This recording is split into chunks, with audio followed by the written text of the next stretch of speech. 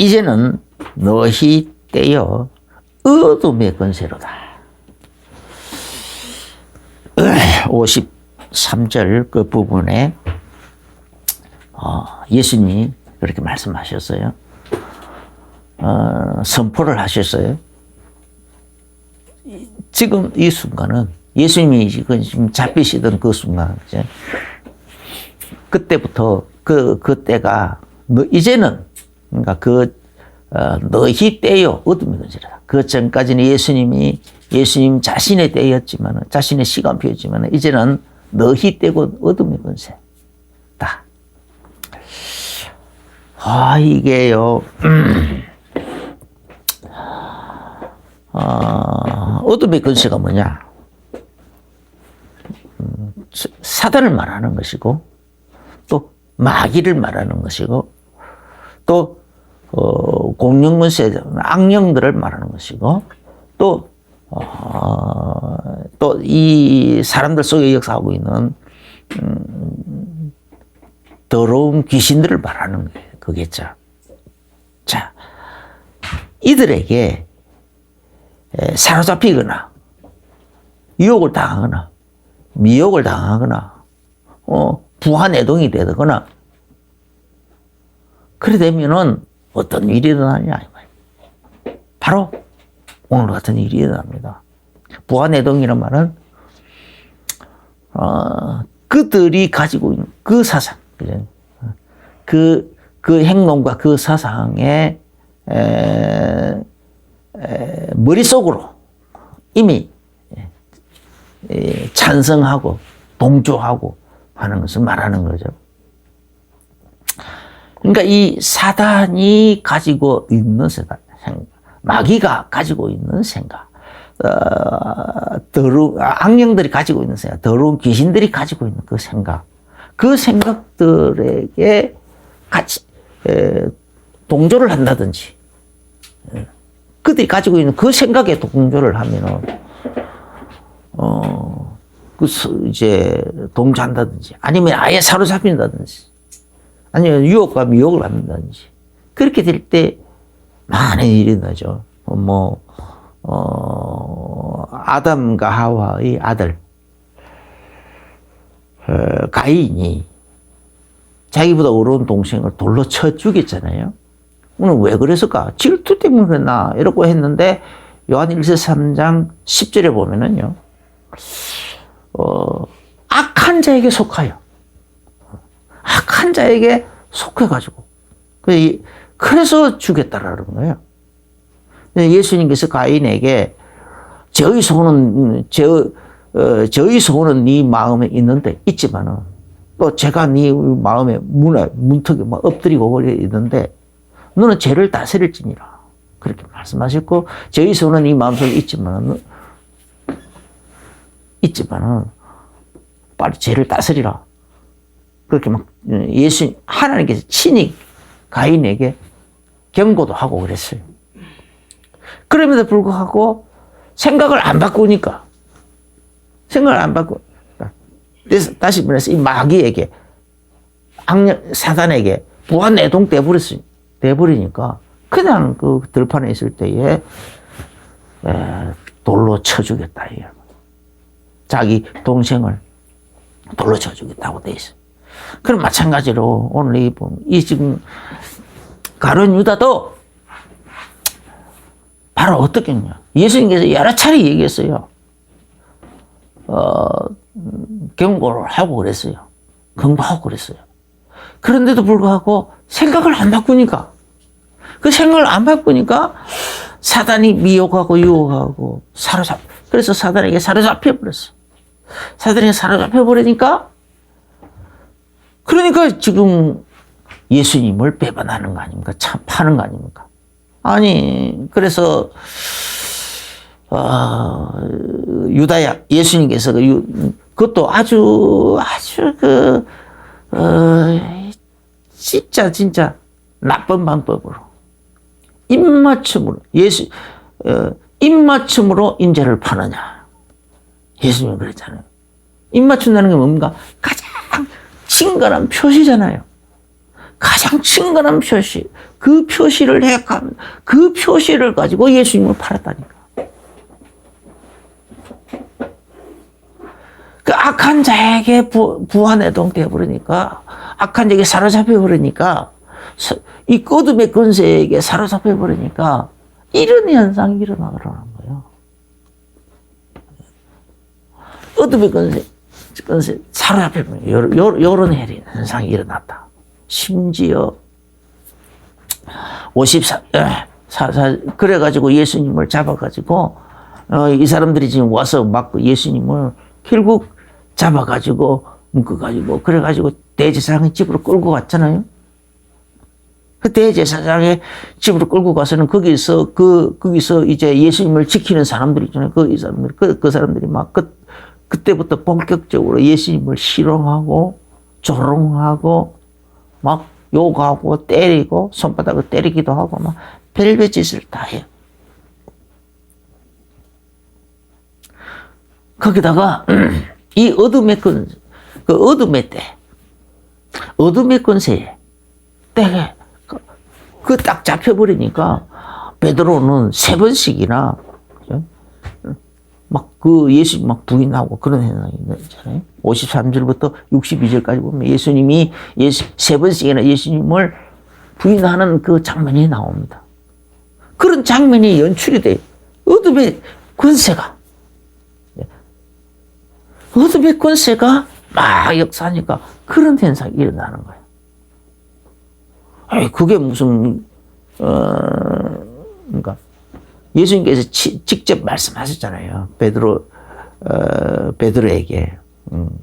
베드로가 많았으면, 우리가 예수님을 위해서 죽는 데까지 준비 다 되어 있습니다. 막, 죽음을 각오했습니다. 라고 얘기하니까 예수님께서, 아니다. 네가 3번씩이나 나를 부인할 거다. 라고 그러면서, 사단이 너희를 밀가부르듯 하려고 청구했다. 이 어둠의 권세. 이 어둠의 권세가 누구라 그랬지? 사단이고, 마귀고, 악령이고, 더러운 귀신들이다. 그래서 이 사단이 너희를 밀가부르듯 막 청구했다. 그래서 지금 이 베드로가 3번씩이나 예수님을 부인할 수밖에 없는 이 상황극이 누구로 말미암았다고요? 어둠의 권세로 말미암았다.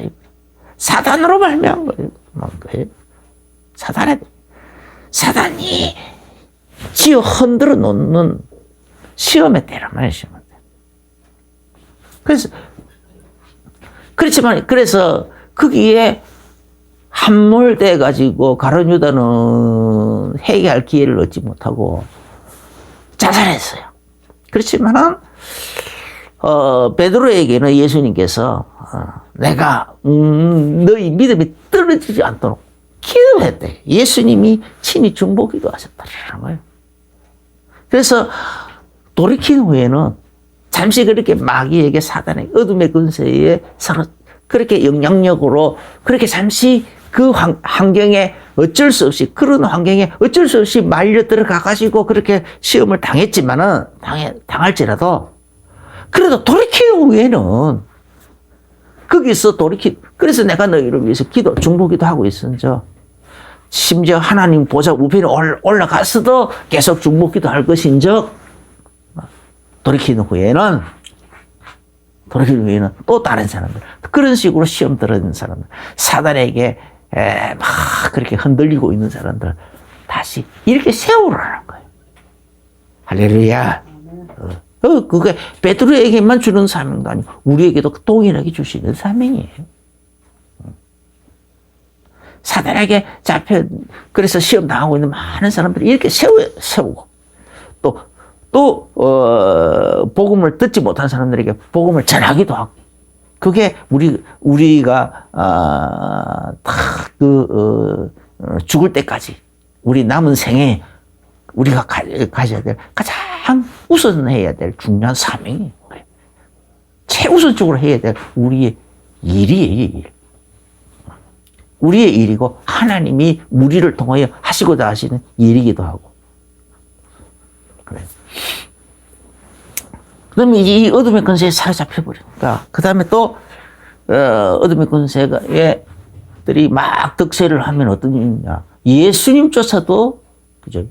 그 예수님을 그렇게 이제 막 대제사장 집에 가서 거기서 막 재판도 하고 그러잖아요. 그 재판하는데 뭐 공정한 재판이 어디 있습니까? 예수님은 분명히 자기 자신을 하나님 아들이 분명하잖아요. 그렇게 얘기하는데도 오히려 그것이 맞나, 안 맞나, 살펴보려고 하는 것이 아니라 증거를 진짜 하나님 아들이 맞나, 안 맞나, 찾아내려고 하는 것이 아니고, 무조건 자기 옷을 찢으면서 막 그냥 죄인 프레임을 뒤집어 씌워서 참남하다 하면서, 그래서 죽여야 된다 하면서 사형 선고를 내려버린다니까요. 그것도 왜? 그럼 오늘날도 마찬가지로 이 어둠의 권세가 막 득세를 하기 시작하면요, 사람들 속에 진실이 사라져버려요. 진리도 사라지고 진실도 사라지고, 진리가 사라지면은 사이비가 득세하는 것이고, 진실이 사라지면은 막 법이 무너져 내리는 거예요. 법치가 무너져 내리는 거죠. 그런 이 어둠의 권세가 득세를 하면 그래 되려. 그래가지고 예수님을 자기들끼리 사형선고 내려놓고 자기들은 사형시킬 그게 권리가 없으니까 잡아가지고 가서 막 빌라도에게 가가지고 빌라도한테 사형선고 내려달라고 막 고소를 하고 고발을 하고 난리법석을 치는 거예요. 근데 빌라도는 아무리 봐도 사형시킬 일이 없다. 때려서 너희들이 정 그러면 때려서 내가 내놓겠다. 그렇게 하는데도 불구하고 오히려 막 폭동을 일으키듯이 막 데모. 요즘도 데모 얼마나 우리나라도 막 그냥 법치를 무시하는 데모를 얼마나 많이 합니까? 그러니까 법을 완전히 무시해버리잖아요. 법 위에 데모가 있잖아요, 지금. 그러면 너무너무 많아. 그런 걸 우리가 너무 오랫도록 많이 봐왔잖아요. 법치가 무너져버려요.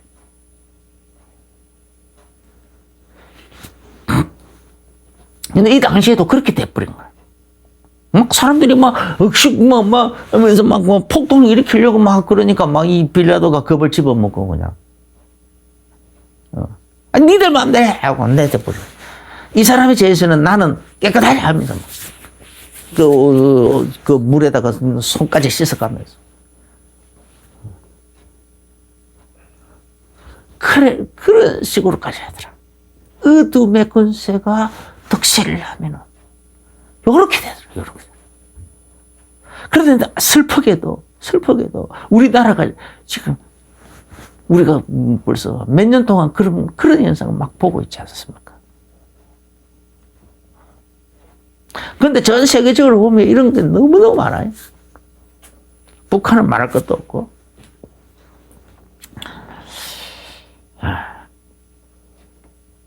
그것도 모자라서 또 헤롯에게 또 갔어요. 빌라도하고 헤롯은 원래 원수지간이라고 그랬어요. 서로 원수처럼 지냈는데 그날은 어둠의 권세에 서로가 딱 잡혀버리니까 그 득세를 하니까 이 사단에게 잡혀있는 끼리끼리 그냥 그날 완전히 친구가 되더라고요. 그래서요, 이 어둠의 권세가 막 득세를 할 때는 이 보수측, 이 어둠의 권세에 안 잡힌 사람들은, 보수적 사람들은 막 서로 니 잘났나니 내 잘났니 하면서 서로 막 그렇게 하는데 단합이 안 되는데, 이 자본은요, 어둠의 권세 아래서 그 영향 그대로 있으면은 거짓말도 막 해도 나쁜 짓 막 해도 전혀 비난을, 자기들끼리는 일체 비난을 안 한다니까. 비난도 안 하고 자기들끼리 막, 우리가 그런 거 막 보고 있잖아요. 자기들끼리는 비난을 안 해. 서로 감싸줘 버려. 자기들끼리는 아주 단합이 잘 돼. 어둠의 권세가 득세를 하면 그리 되더라고요. 뭐 때문에요? 악한 영이 공중권세를 잡고 지배하고 있으니까, 그 지배력 안에 있으니까 그리 돼버리는 거예요. 그래서 우리가 기도할 때는 이 공중권세, 이 악한 영이 길박이 되어버리고 그 조직이 무너져 버려요. 하늘의 공중의 그 권세 잡은 악령이 결박이 되고 공중권세 잡은 그 조직이 무너져 버리면 세상 속에 있는 그 어둠의 권세 아래에 있는 그 조직들도 같이 무너져 내리는 거예요. 그래서 사람들이 막 꿈에서 깨어나가지고 내가 옛날에 왜 그랬지? 왜 그렇게 어리석은 짓을 했지? 하면서 깨어나기 시작한다니까. 정신을 차리기 시작한다니까. 우리나라도 그렇게 되어줘야 돼. 그래 예수님께서 선포하시잖아요. 지금은 너희 때 너희 때 어둠의 권세로다. 이 어둠의 권세가 득세하니까 이런 현상이 일어나 버렸다. 예수님 당시. 그래서 진짜 살인자 바라바 있잖아요. 바라바. 그러니까 23장 21절에 보면은 막 예수님을 십자가에 못 박으라고 막 소리 지르고 막 폭동을 일으키려고. 그러니까 그냥 공의에서 재판정에 그 재판정이 아마 광장 재판장이었던가 봐요. 광장 재판. 그러니까 백성들을 동원해가지고 그래가지고 미혹을 시켜가지고 십자가에 못 박으소서, 십자가에 못 박으소서, 십자가에 못 박으소서, 십자가에 못 박으소서 막 소리 지르니까 그래서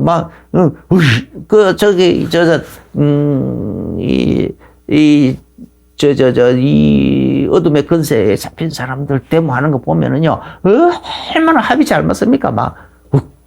너무너무 잘못해.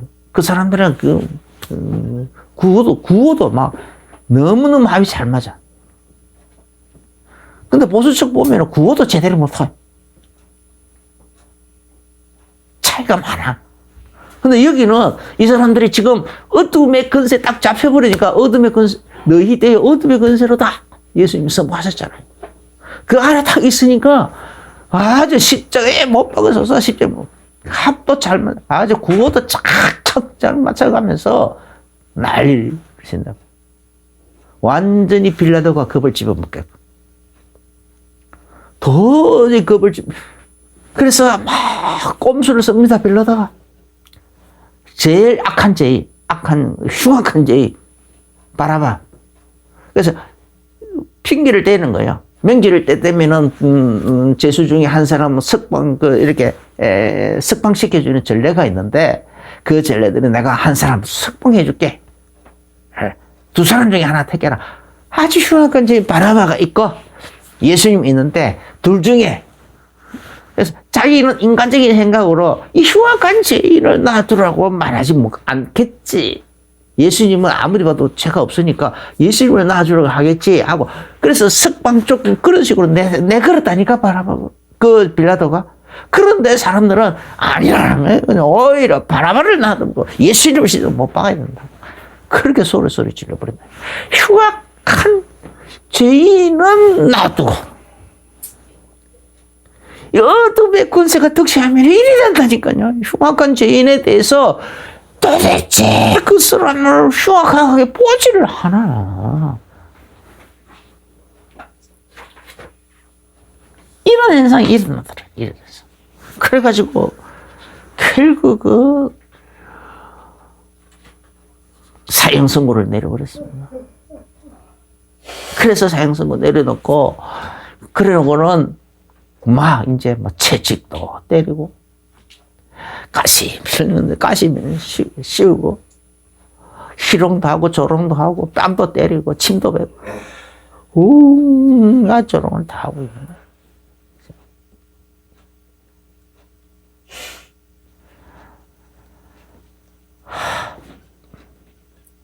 그러다가 결국은 십자가를 지어가지고 예수님이 매달릴 그 십자가를 예수님에게 어깨에 지어가지고 골고다 언덕까지 가는 거예요. 근데 너무 여기서 못 가니까 다른 사람에게 지어서 그렇게 가서 십자가에 못 박혔어요. 예수님이 처음에는 자기가 매달릴 그 십자가를 자기가 지고 갔어. 그래서 십자가에 달려서 그냥 달리는 게 아니에요. 묶어서 되는 게 아니라 못을 박아서 매달았다니까요. 손에다가, 양쪽 손에, 그리고 발등에 못을 박았어. 못을 박아서 매달아 놓고. 그러니까 그 못 박힌 그곳에 그게 그 체중이 그렇게 막 하니까 조금씩 좀 찢어갈 거예요. 그러니까 아물지를 않고 자꾸 찢기니까 피가 계속 흘러나오는 거예요. 6시간 동안 그 피가 다 쏟아요. 그래서 결국 운명하셨어. 그러니까 오후 3시쯤에서 운명하셨다라고 돼 있어요. 그러니까 그들이 막 롬 국민이 또 창을 가지고 찔러가지고 옆구리를 찔러가지고 물과 피가 남아있는 물과 피까지 다 쏟아져 나오게 하더라라고 돼 있어요. 우리를 위하여 물과 피를 다 쏟아내 주신 거죠. 채찍 맞을 때 살점이 쭉쭉 찍혀서 나가면서 우리들을 위하여 그 살을 막 찢어 주신 거죠. 그리고는 그렇게 이제 운명하시고 나니까 그래서 또 무덤속 23장 53절에 보면은 무덤속으로 탁 들어가.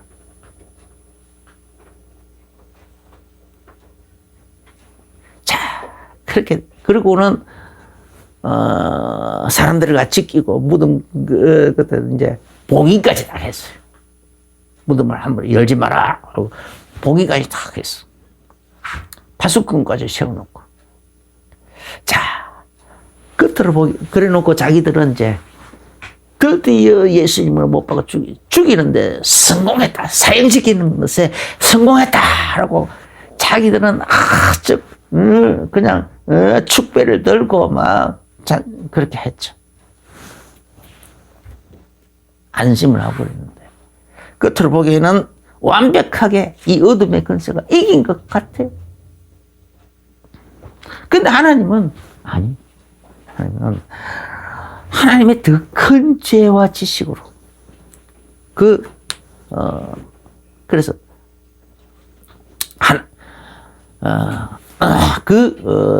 계략으로 전략으로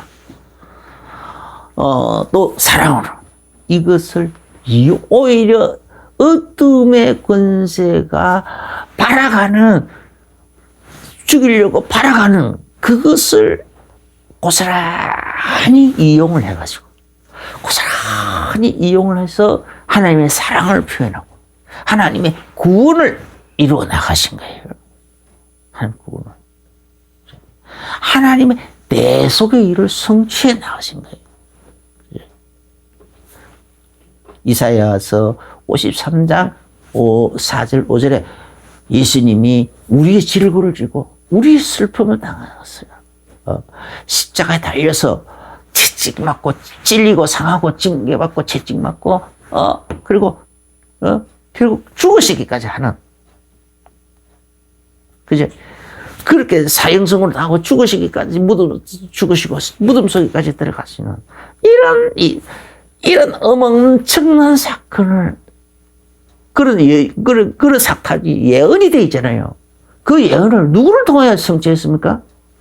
오늘 이 어둠의 권세들의 어둠의 권세 자들의 이 어둠의 권세가 그 무리들이 어둠의 권세에 또 부하 내동된 미혹당하고 유혹당하고 사로잡히고 부하 내동되고 그 무리들이 발작하는 그 발작을 통해서 예수님은 이 대속의 예언을 성취해 가시더라는 거예요. 성취해 가시더라. 할렐루야. 그렇게 해 가시더라는 거예요. 그래서 욥기 36장 18절 대속 하나님의 이렇게 대속할 일이 크다 하셨잖아요. 그래서 예수님께서 이걸 몇 차례 예수님 직접 얘기했어요. 마태복음 16장 21절. 나는 비로소 말씀하시는 것이 예수님이 메시아여 그리스도라는 사실을 베드로가 고백하자마자 비로소 말씀하시는 거예요. 비로소.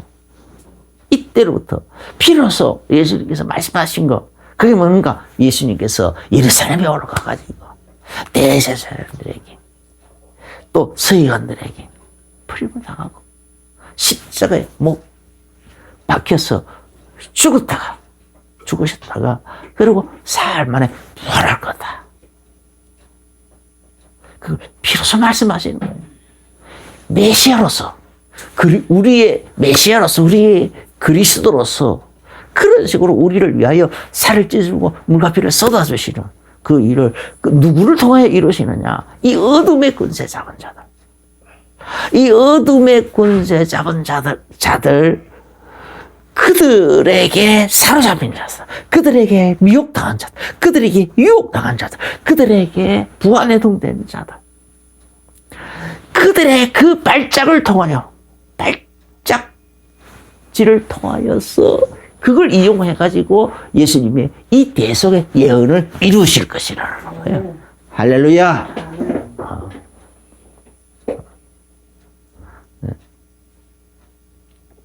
그런데 베드로는 그걸 몰라가지고 그냥 안 됩니다. 절대 안 됩니다. 내가 목숨 걸고 막을 겁니다 하니까 사탄은 물러가란 말. 네가 그 일을 막으려고 하면은 너는 사탄이다. 하나님의 일을 생각해라. 하나님의 일을. 사람의 일을 생각하지 말고 하나님의 그게 하나님의 일이다. 하나님의 일. 그렇게 하시죠. 그때로 그 다음에 예수님께서 누가복음 9장 44절에 또 두 번째 또 그 통일한 말씀을 하셨어요. 근데 그때부터는 이 제자들이 겁을 집어먹고 말 안 해. 예수님이 이제 6월절이 이제 가까웠기 때문에 6월절에 딱 맞춰가지고 예루살렘 향하여 올라가시는 길에 또 그 얘기하는데 겁을 집어먹고 말을 안 해. 자세히 물어보지도 않아. 그리고는 이제 예루살렘 올라가면은 자기들의 가지고 있는 그 마음속에 있는 또 다른 야망이 있잖아요. 그 야망 따라 예루살렘에 올라가시면은 예수님이 성경에 기록된 메시아가 오면은 이스라엘 유대의 나라가 세워지고 그리고 전 세계를 다스리게 되고 영원한 나라가 세워진다. 그러면 그게 내가 영원한 예수님의 좌우편에 앉아서 영원한 권세 잡는 자가 돼야 되겠다. 그렇게 돼야 되겠다. 그 생각만 하고 있는 거예요. 그런 헛등의 야망만 품고. 그래서 서로 네가 크니 내가 크니 하고 막 청탁도 하고 막 난리를. 직접 청탁을 못 하겠으니까 어머님을 다 이렇게 살살살살 떨수셔가지고 어머니 치맛바람을 이용해가지고 그런 식으로까지 하더래요. 누가복음 18장에서도 세 번째 또 왔어요. 세 번째 또 하는데 그래도 또 말 안 해요. 그래도 안 물어본다니까요. 여전히 딴소리해요. 계속 자기들이 야마 서니까 그게 딱 잡혀가지고 유대 나라가 이루어지면 예수님 거기서 내가 어떻게 큰 자가 되지? 여전히 싸우고 있어.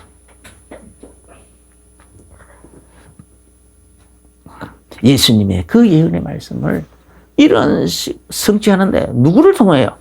이 어둠의 권세 잡은 자들에게 미혹당하거나 유혹당하거나 부안해동되거나 사로잡혀 있거나 한 그 사람들의 그 발작, 그 사람들이 거기에 어둠의 군세에게 그렇게 잡혀가지고 발작하고 있는 그 발작지를 통해가지고 예수님은 그 예언의 말씀, 십자가에 못 박혀서 우리를 향하여 살을 찢고 무가피를 쏟아주고 채찍 맞고 막 종록을 당하고 침뱉음을 당하고 그 모든 것을 그 예언의 말씀을 다 성취해 가시더라는 거예요. 할렐루야. 그래서 이 요한복음 19장 3절에 예수님이 십자가에 못 박혀서 딱 이제 박혔을 때도 기록된 여러 말씀들을, 예언의 말씀들을 일부러 막 다 하시다가 마지막으로 다 이루었다. 이제 모든 거 다 끝다, 다 이룬 것을 아시고는 다 이루었다 하고 딱 선포하시고 바로 돌아가시더라고요. 운명하시더라고요. 다 이뤘다. 그 내 속 하는 그 일을 다 이루었다라는 거예요. 내 속에 그 일을 다 성취했다라는 거예요. 누구를 통해서? 이 어둠의 군세 잡은 자들에게 유혹당하거나 미혹당하거나 사로잡혀 있거나 이렇게 부활해동되어 있는 그 사람들을 통하여, 그 사람들의 그 발작지를 통하여서 그 대속의 말씀을 성취해 나가시더라고요. 그럼 오늘날도 그런 일 많이 있겠죠. 마지막 때에도 그런 일들이 그런 식으로 일이 성취되고 갈 거예요. 그래서 우리는 생각을 바꿔야 되는 거예요. 빨리. 하나님이 원하시는 생각. 이 시대에 하나님 원하시는 게 뭡니까? 아까 베드로에게 뭐라 그러죠? 돌이킨 후에는 네가 살다 보면 갖가지 시험도 들고 핍박도 당하고 어려움도 당하고 다 하겠지만은 그때 네가 마음이 약해가지고 잠시 무너질 수도 있고 시험 들 수도 있다. 그렇지만 그런 너를 위해서 하나님 보좌 우편에서 너를 위하여 중보기다. 돌이킨 후에는 뭐하는 거예요? 다른 행위를 또다시 그런 시험 드는 자들을 먼저 이렇게 세우고, 그래서 제자 삼고 또 복음을 듣지 못한 사람들에게 나가서 복음을 전해서 그 사람들도, 그 불신자들도 또 구원하고 또 그를 또 가르쳐서 제자 삼고 그렇게 하라는 거예요. 이제 거기에 마음을 두라는 거예요. 그쪽 방향에다가 우리의 마음의 핸들을 그쪽으로 옮겨 놓으라는 거예요. 그러면은 거기에 맞춰서 하나님은 성령으로 역사하시는 거예요. 성령이 그렇게 되면 성령님이 역사하는 거예요. 천사들을 동원해가지고 일하시는 거예요. 그런데 이 어둠의 군세에게 미혹당하고 부안해동하고 그렇게 사로잡혀 있고 하면은 악령이 동원된다니까요. 귀신이 동원되고 악령이 동원돼가지고 막 도와주게 되는 거예요. 그래서 우리가 마음의 중심을 어디다 두느냐 중요한 거예요. 그래서 누가복음 24장에 보면은 예수님께서 살아나셨죠. 6절에 보면 계시자 모든 성이 계시고 살아나셨다. 예수님께서 부활하셨죠. 예수님의 이 부활을 통해서 구원을 완성하신 거예요. 고린도전서 15장 3절부터 4절에 보면 성경대로 그리스도께서 우리 죄를 위하여 죽으시고 장사 지낸 바 되셨다가 성령대로 3일 만에 다시 살아나셨다. 사흘 만에 살아나셨다. 살아나셨다. 그러면은 그냥 살아나신 것으로 끝난 것이 아니고 이제 그렇게 부활의 주인이셨기 때문에 부활의 첫 열매가 되셨어요. 고린도전서 15장 23절 부활의 첫 열매가 됐다. 부활의 첫 열매. 그러면 예수님 그래서 자기에게 붙어있는 부활의 첫 열매여 부활의 주인이 되어버렸어. 그래서 자기에게 붙어있는 모든 사람들을 다시 부활시킬 수 있는 주인이 되어버린 거예요. 주인공이 되어버린. 그런 예수. 그래서 우리는 예수님 안에 이제는 우리도 예수님 안에 붙어있기만 하면 예수님께서 우리를 부활시켜요. 예수님 재림하시는 그날 우리를 전부 부활시키겠다. 죽은 자들이 먼저 일어나고, 부활의 몸으로 또 일어나고, 살아남아 있는 사람들도 호련히 순식간에 확 변화돼, 부활의 몸으로 변화돼가지고 그렇게 하실 것이다. 할렐루야. 얼마나 갑니까? 예수님이 이렇게 부활을 안 했더라면, 3년 이렇게 부활 안 했더라면, 어떻게 우리의 부활 신앙을 가질 수 있겠습니까? 이렇게 부활하셨기 때문에, 부활의 첫 열매가 성경대로 부활하셨기 때문에, 또 부활의 첫 열매가 됐어서, 자기에게, 자기를 믿는 사람들, 예수 그리스도 아니, 예수님께 모든 사람들을 부활시키는 부활의 주인이 되셨다.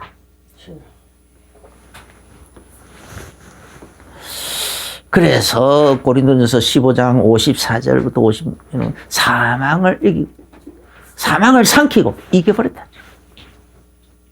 우리는 이제 사망아 너희 쏘는 것이 어디냐, 사망아 너희 이기는 것이 어디느냐 하면서 막 조롱까지 하잖아요. 사망을 보고 조롱할 수 있다.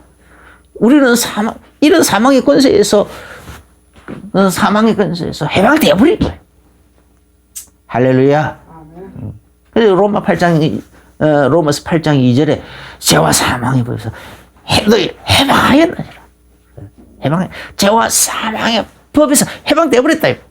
죄의 법에서 사망의 법에서 해방되어 버린 거예요. 그래서 요한복음 5장 24절에 심판을 받지 않는 심판을 받지 않는다. 그래서 또 요한복음 5장 29절에 생명의 부활이 있고 심판의 부활이 있는데, 우리는 그 심판의 부활에서 벗어나버린 거예요. 죄와 그 심판의 부활에서 벗어났어요. 생명의 부활에 되어버렸죠. 나아가게 된 거예요. 생명의 부활의 길을 예수님이 우리 앞에 활짝 열어주신 겁니다. 예수님 부활하심을 통해서 그 길이 우리 앞에 열린 거예요. 열린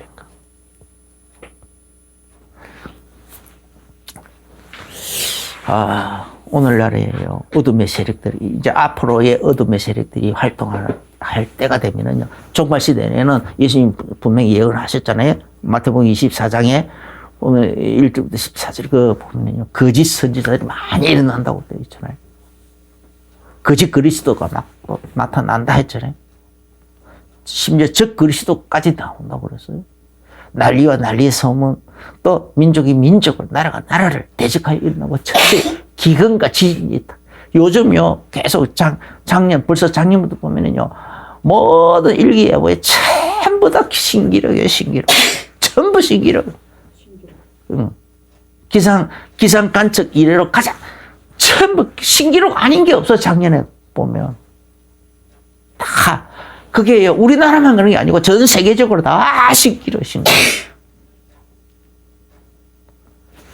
첫째 기근과 지진, 또 모든 민족에게, 심지어 이스라엘 모든 민족에게 미움을 받을 것이다. 이렇게 돼 있죠.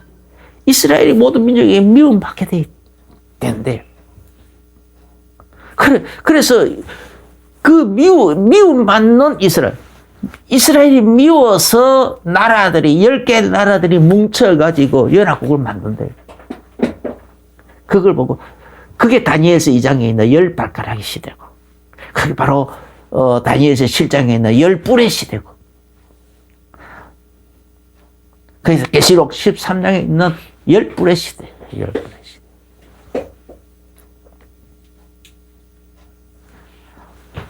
즉 그리스도의 나라. 그래서 이게 바로요. 그런데 이제 얼마 전에 그 분위기를 만드는 것 같아요.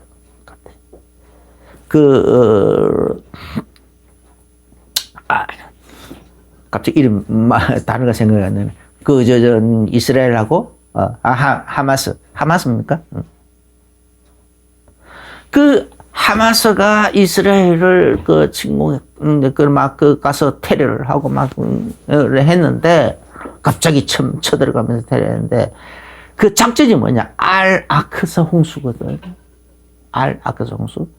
그런데 원래 원래 혼자만 가려고 한 게 아니랍니다. 그 위에는 헤즈볼라, 레바논에 있는 헤즈볼라, 시리아 헤즈볼라, 그 다음에 또, 이라크에 있는 헤즈볼라, 이란에 있는 헤즈볼라, 또 후티 반군들까지 다 그걸 보고 저항의 축이라고 했죠. 그 사람들이, 다 이렇게 막 기존 세력에 저항해서 일어나는 그 사람들이잖아요. 그 저항의 축, 저항의 벨트, 이렇게 막 얘기하는데, 그 사람들 딱 공 돌려가지고, 같이 하자라고 했는데, 거기서도 이제 주도권 다툼이 일어나가지고, 다른 사람들은, 미적미적하고 있는 판에, 지금, 가사 지역에 있는 하마스가 그냥 단독으로 그렇게 한 거래요. 그 작전 이름이 뭐냐? 알-아크사 홍수. 알-아크사는 뭐냐? 예루살렘에 있는 이슬람 성전을 얘기하는 거예요. 이슬람 성전. 그 이슬람 성전을 알-아크사라고 그러거든요.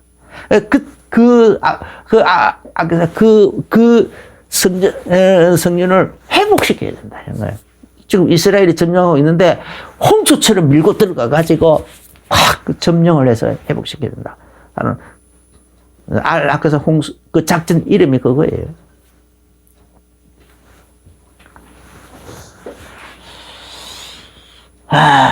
지금, 결국은, 지금은 그렇게 안 됐지만은, 자꾸 서로, 이게요, 지금 이제 이렇게 했지만은, 이미 저항이, 저항의 축이, 그 사람들이 다 지금 막 일어나가지고 이스라엘 향하여 막 군대를 보내기도 하고, 막 이동시키기도 하고, 지금 그렇게 하고 있잖아요. 지금 그렇게 하고 있어요. 그러면은 그 영향력을 이제, 그래서 어느 한순간에 사단이 딱 일어나서 이렇게 하다 보면은 바로 그 나라가 만들어질 거고, 그래. 계시록 17장 7절에 보면은 그래서, 그 백성들이, 사람들이 마음이 막 변화되어가지고 막 그렇게 된다. 나라를 갖다 바친다고. 적그리스도가 갖다 바친다고 되어 있어요. 그럼 적그리스도는 완전히, 그래서, 그러면은 예수님 재림은 7년 언제 시작됐냐. 이스라엘을 그렇게 평화롭게 지금 이스라엘 평화롭게 살고 있지 않습니까? 근데 그 이스라엘을 완전히 정복해버리는 순간부터 예루살렘을 다시 함락을 시키는 거예요. 그때부터 7년 대환란은 시작되는 겁니다. 그러니까 사람들은 자꾸 7년 되는 그래서 아직은 이 불의 나라, 10발가락의 나라가 안 나타났어요. 적그리스도도 안 나타났어요. 그래서 7년 대환란은 아직은 없는 거예요. 근데 지금 중동에 일어나는 전쟁은 그런 분위기를 만들어가는 분위기 조성이에요, 분위기 조성.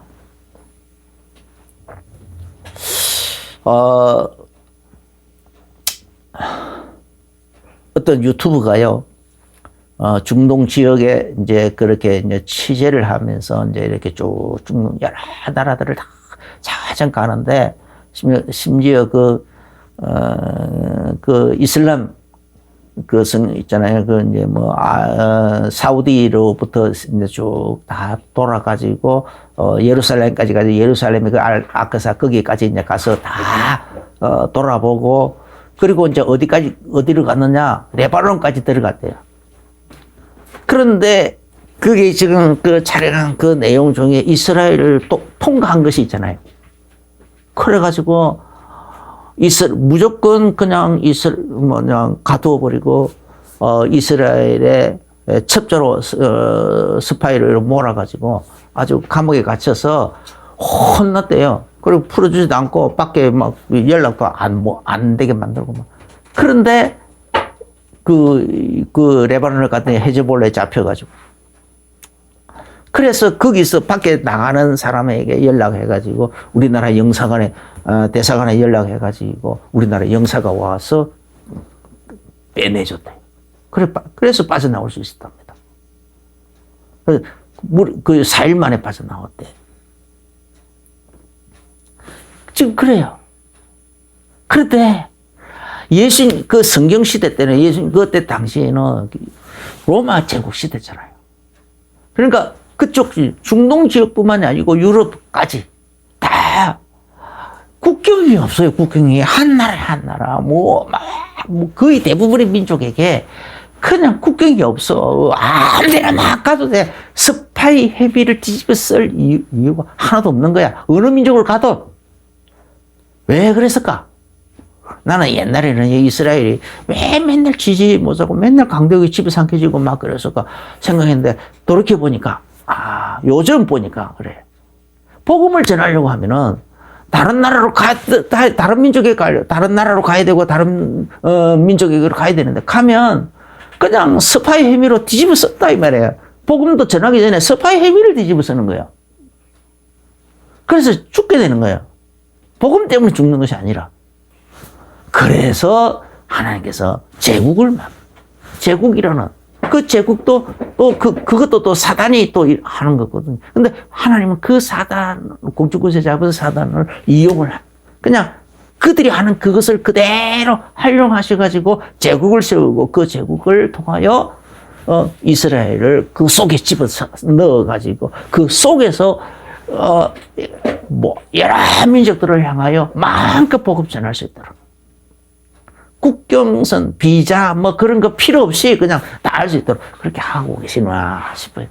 그러니까 지금 미국이나 우리나라가 또 많은 이게 전 세계를 향하여 우리나라 이 비자가 그냥 우리나라 이 비자 없이 그냥 막 여건만 있으면은 막 갈 수 있는 나라 굉장히 많아요. 그래서 우리나라가 1등급이에요. 1등급. 그래서 일본하고 싱가포르하고 우리나라하고 세 나라가 1등급이에요.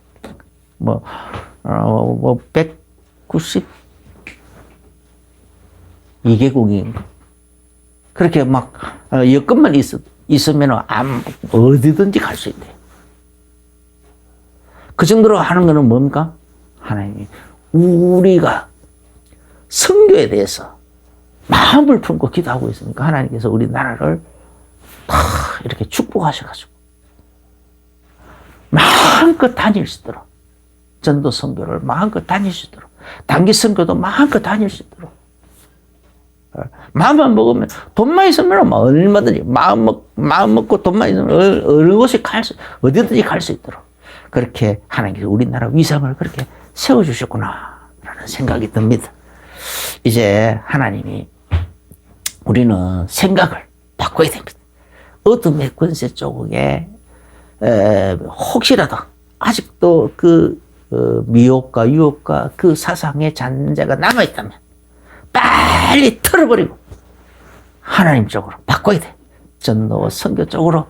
그리고 시험 당한 사람들을 이렇게 세우는, 다시 이렇게 세워서 제자 삼는, 바로 든다는 것이 그리스도의 제자로 든든히 세워나가는, 양육하는 바로 그 일에 우리가 생각을 바꿔야 됩니다. 그렇게 바꾸고 성령의 인도를 풍성하게 누리게 되시길 예수 이름으로 축원합니다. 기도하겠습니다. 주 예수님 감사합니다. 오늘 예수님께서 이제는 너희 때의 어둠의 권세가 선포하신 그 선포를 통하여서 얼마나 어둠의 세력이 발작하는지, 또 하나님은 얼마나 높으신지로 그 발작하는 어둠의 세력을 통하여 하나님의 구원의 일을 대속의 그 언약을 성취하고 구원의 일을 완성해 나가시는지, 또 오늘날도 하나님 나라를 확장해 나가시는지 우리가 보게 됩니다. 주님, 여기에 우리가 완전히 답을 내게 하여 주옵소서. 그래서 날마다 하나님을 기쁘시게 하는 자로 살아갈 수 있게 하여 주옵소서. 참 전도자로 살아갈 수 있게 하여 주옵소서. 예수님 이름으로 기도합니다. 아멘. 이제는 우리 주 예수 그리스도의 크신 은혜와 하나님 우리 아버지의 지극하신 사랑하신가 성령님의 내주인도 교통 충만하신 그 은혜가 오늘 말씀을 받으면서 아멘으로 화답하며 마음의 중요한 결론과 결단을 내리며 나가는 모든 성도님들에게 이제로부터 영원까지 영원까지 항상 함께 계실지어다. 아멘.